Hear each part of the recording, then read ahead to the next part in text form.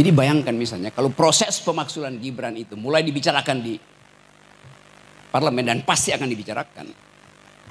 Saya hanya minta supaya kalau ada demonstrasi mahasiswa, masyarakat sipil, aparat jangan cegah itu. Aparat justru bisikin aja pada Wakil Presiden. Bapak, keadaan udah berubah. Anda turun atau jadi pati.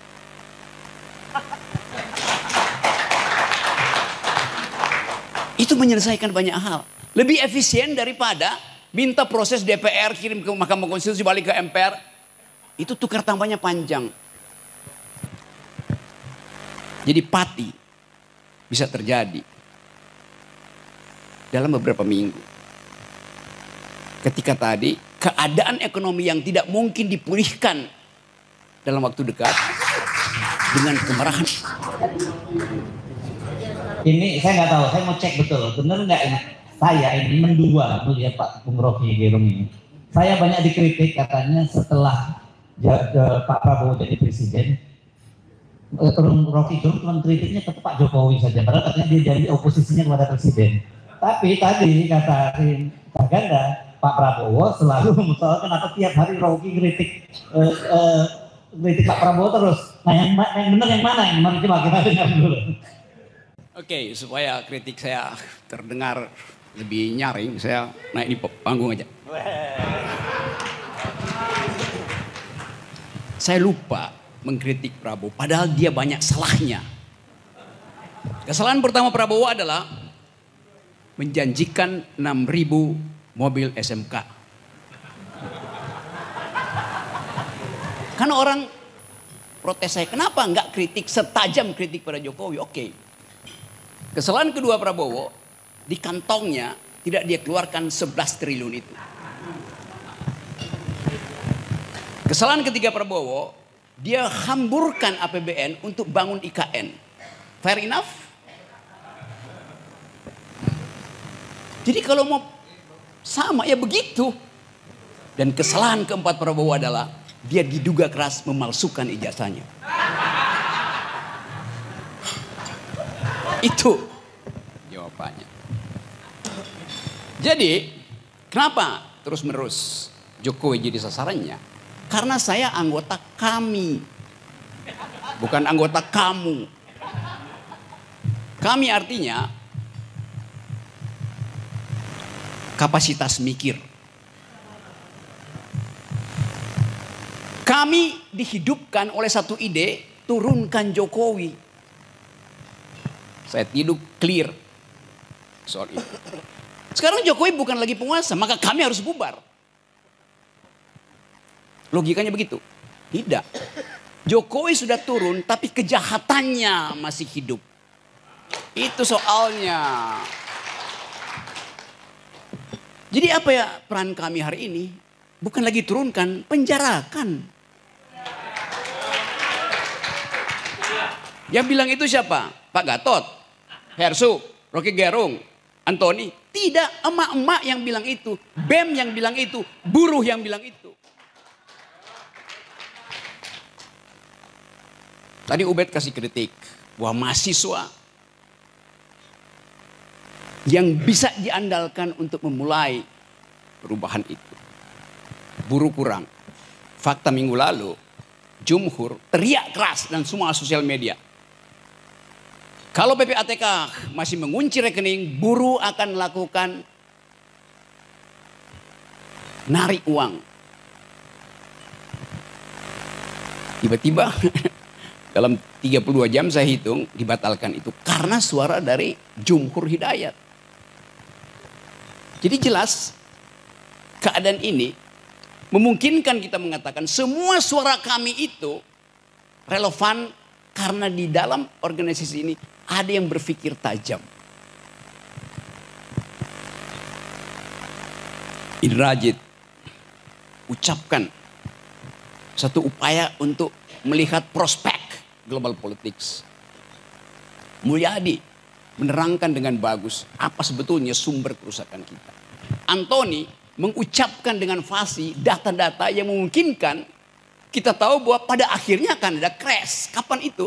Ketika kesulitan ekonomi crossfire dengan tekanan politik. Idenya sempurna tuh. Jadi betul tadi, siapa tadi yang ngutip Alice in the Wonderland? Snow White. Betul. Kita mengajukan pertanyaan pada Putri Salju. Mirror, mirror on the wall. Who is the smartest one of all? Hai, cermin di dinding. Siapa yang paling pinter di antara yang ada? Kata si cermin, kabinet merah putih paling pinter. Tapi masih ada kami di atasnya. Saya hanya mengutip Alice in the Wonderland ya.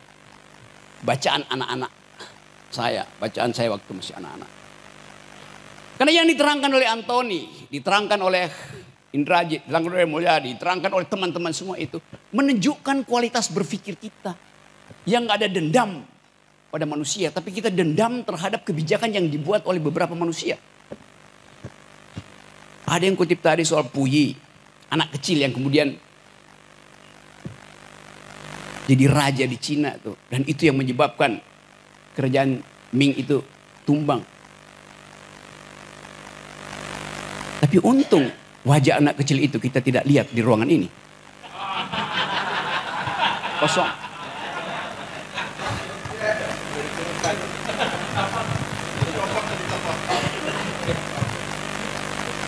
Tapi buat saya Presiden Jokowi tidak melanggar konstitusi ketika menyodorkan anak kecil itu. Dia tidak melanggar konstitusi. Yang dia langgar adalah Undang-Undang Perlindungan Anak. Jadi dia mesti dipenjara karena itu.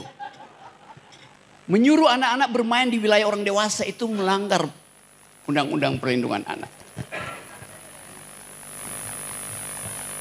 Itu keadaan kita hari ini. Kalau kita coba bikin refleksi yang lebih tajam lagi. Semua udah ucapkan itu dengan dalil yang kuat bahwa mengambil jarak dari penjahat adalah keputusan moral. Harusnya jadi keputusan moral, bukan keputusan politik. Pak Prabowo terpilih secara elektoral. Dia punya kekuatan elektoral. Tapi hasil kekuatan elektoral itu adalah hasil transaksi politik. Bisa nggak dia ubah itu dari kekuatan elektoral menjadi kekuatan moral? Itu yang kita perlu beritahu pada presiden. Anda menang secara elektoral, tetapi ada masalah moral di situ. Maka bring moral back into politics. Kita mau itu supaya jarak itu terjadi. Nah kami adalah kekuatan melalui perspektif moral itu. Kita nggak punya masa. Tapi keterangan-keterangan yang diucapkan oleh emak-emak, diucapkan oleh BEM, diucapkan oleh jurnalis, diucapkan oleh masyarakat sipil, diucapkan oleh mereka yang sedang mengibarkan bendera One Piece. Semuanya adalah moral call pada Presiden Prabowo. Karena tadi masih ada harapan. Coba saya ulas secara lebih sedikit teoritis supaya saya terhindar dari delik ya. Refleksi 80 tahun Indonesia. Apa itu Indonesia? Refleksi 1 tahun Presiden Prabowo. Bulan Oktober nanti. Presiden Prabowo memegang kendali kebijakan. Karena itu dia adalah objek kritik. Kita adalah subjek, warga negara itu subjek. Tapi Indonesia tidak mungkin kita jadikan objek kritik.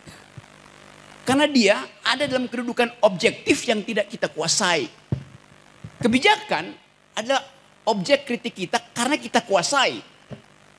Bahasa Inggris kurang mampu untuk menerangkan bahasa Jerman yang membedakan antara Gegenstand dan objek. Ada yang belajar di Jerman enggak? Gegenstand artinya objek yang ada di pikiran kita karena itu kita kendalikan. objek OBJE KT itu objek yang tidak ada di dalam kendali pikiran kita. Indonesia tidak ada dalam kendali pikiran kita. Tapi kebijakan Presiden Indonesia ada di dalam kendali kepentingan kita. Agak teoritis ya. Jadi kalau kita bayangkan apa yang akan terjadi sebagai Indonesia nanti di dalam 5-10 tahun ke depan, sesungguhnya kita hanya mampu dekati itu secara intelektual. Secara intelektual. Buat terjadi realignment di Eropa, buat terjadi realignment di Indo-Pasifik, kita bisa bayangkan itu di dalam pengetahuan kita tentang global issue, global politics. Berapa bulan lalu di situs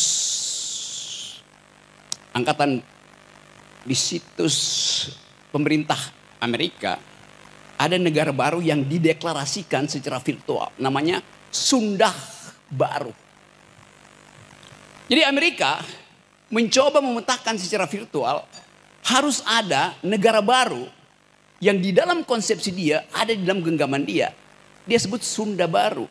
Itu adalah persekutuan antara Malaysia, Sumatera, Jawa dan Kalimantan. Indonesia Timur tidak dianggap.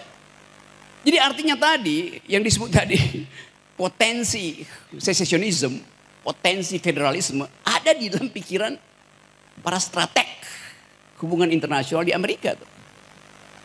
Hal yang sama kita baca juga dalam situs Australia. Bahwa Indonesia itu dibelah secara virtual. Artinya aliansi antara Amerika dan Australia sudah punya semacam kesepakatan untuk melihat masa depan 20-30 tahun ke depan itu. Jadi kita coba lihat pergumulan politik kita dari perspektif global politics yang tidak mungkin secara objektif kita kendalikan. Tetapi kepemimpinan Presiden Prabowo dengan sendirinya objek dari pengendalian kita. Karena hubungan legitimasi tadi. Nah kita coba bikin proyeksi. Apa yang akan terjadi 1 tahun setelah Presiden Prabowo memerintah? Pasti kesulitan ekonomi tidak mungkin diselesaikan dalam 90 hari ke depan. Jadi konstatasi Pak Antoni sangat mungkin dijadikan alasan untuk menguji legitimasi Presiden 90 hari ke depan. Sangat mungkin, sangat dekat keadaan itu. Pembicaraan kita hari ini disiarkan streaming lewat Edi Mulyadi dan beberapa YouTuber. Real time pembicaraan kita di sini dibaca oleh investor-investor dunia yang mau masuk ke Indonesia, mau masuk ke Danantara segala macam, yang lagi nongkrong minum kopi di Singapura, di Orchard Road atau di Ginza, di Tokyo. Mereka saling kirim-kirim WA. Lu denger nggak uraian Antoni? Si investor Jepang bilang begitu pada temannya yang dari Paris, yang Paris bicara. Investor dari Qatar.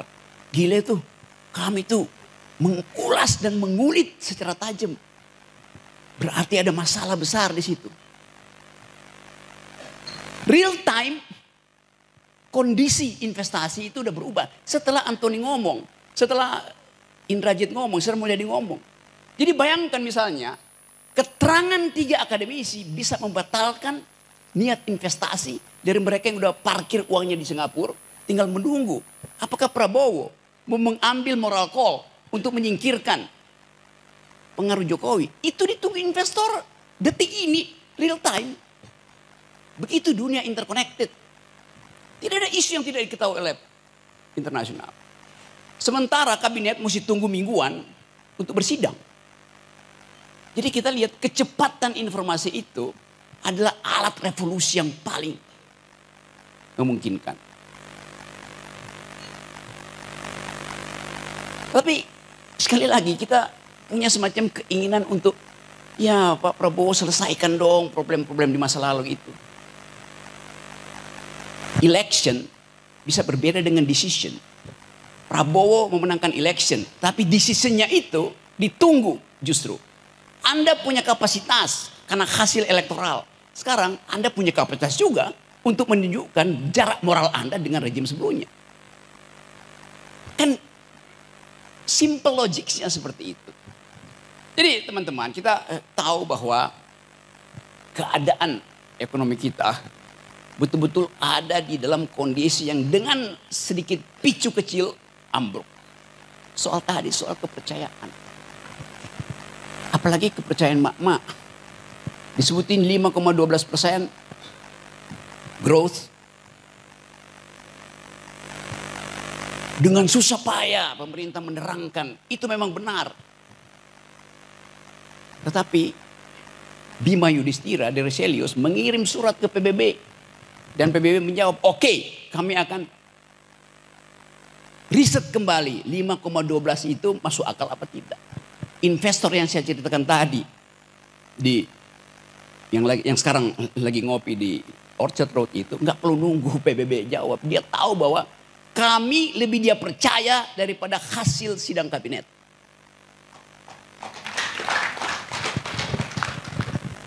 Logik dari data itu. Jadi kalau dikatakan tadi apa sumber subversi yang bisa menggoyah kepemimpinan Prabowo, bukan gerakan massa, bukan gerakan buruh, bukan gerakan mahasiswa, tapi data kecil itu yang bisa dibaca. Mungkin sekarang itu running text dari Bank Indonesia diperhatikan terus oleh investor. Kapan kita intervensi supaya rupiah itu jatuh? Gampang. Financial market itu sangat peka terhadap 1-2 pikiran yang tiba-tiba di-upload dan merasa ini yang gue tunggu untuk memutuskan invest atau tidak. Kita ada dalam kondisi itu. Dan saya kira Presiden Prabowo juga mengerti kondisi itu. Dari sumber yang lain. Mungkin juga dari sumber teman-teman yang ada di sini. Dari Jumhur. Dari Syahganda. Yang berupaya untuk membantu perspektif tapi tetap dengan jarak moral tuh. Syahganda, Jumhur, saya tahu gak mungkin terbalik.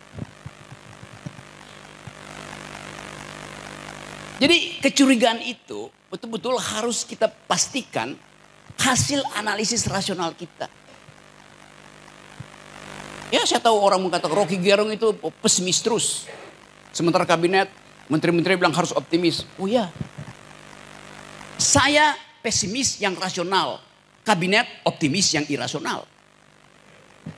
Udah. Karena kita bikin kalkulasi.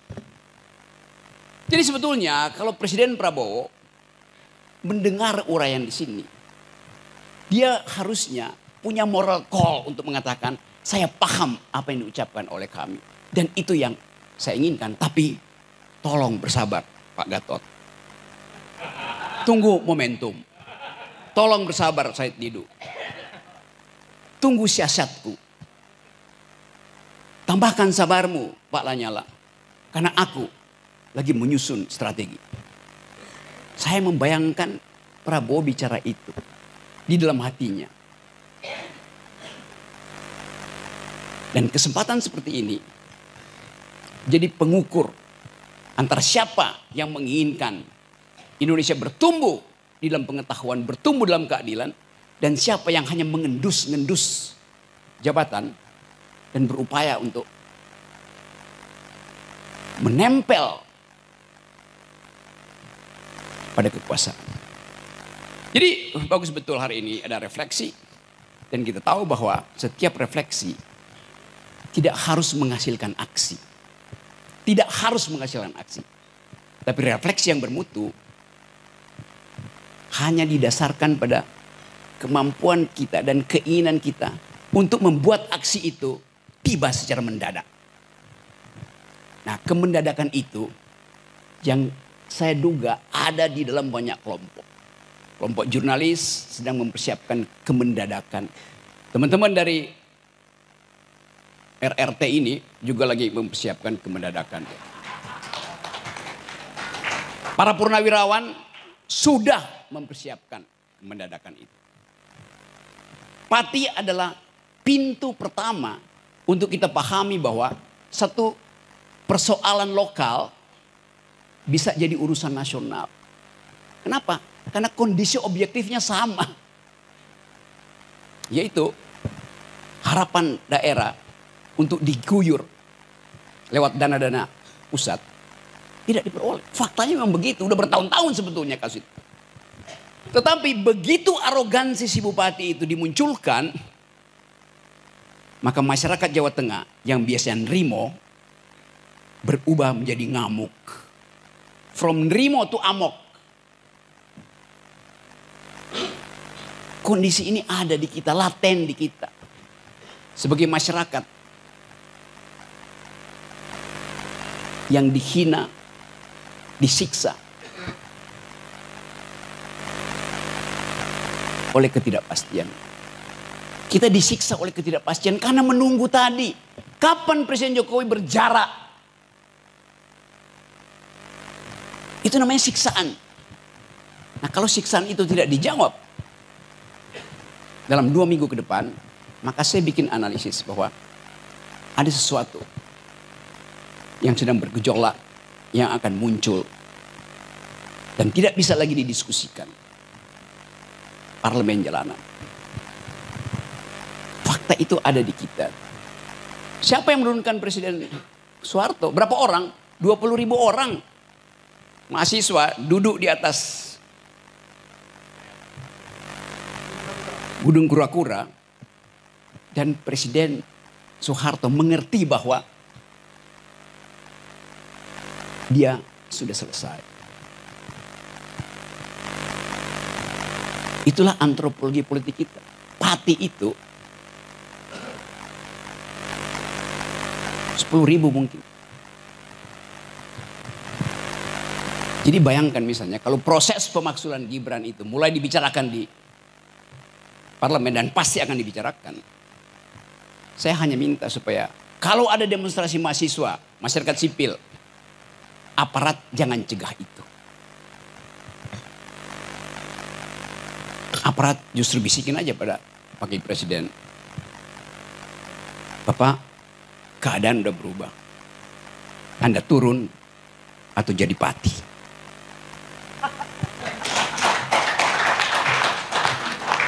Itu menyelesaikan banyak hal. Lebih efisien daripada minta proses DPR kirim ke Mahkamah Konstitusi balik ke MPR. Itu tukar tambahnya panjang. Jadi pati bisa terjadi dalam beberapa minggu. Ketika tadi keadaan ekonomi yang tidak mungkin dipulihkan dalam waktu dekat dengan kemarahan publik yang dipendam karena ketidakpastian. Jadi apa yang memungkinkan terjadinya perubahan?